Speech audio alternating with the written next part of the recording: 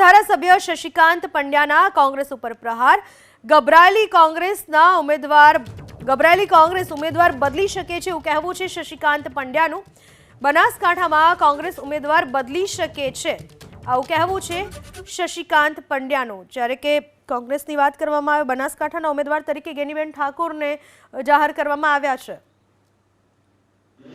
ભુવનજીએ કીધું કે રેખાબેન જીતશે, ભાગીદાર તમે થશો ને થશો એની હું ખાતરી આપું।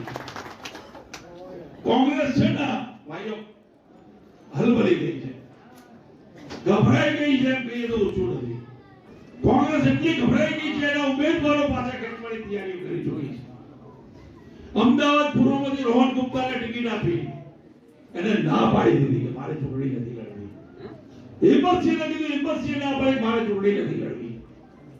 અને તમે નવાઈ ના પામતા કાલ રાતની મુવમેન્ટો ચાલુ થઈ ગઈ છે।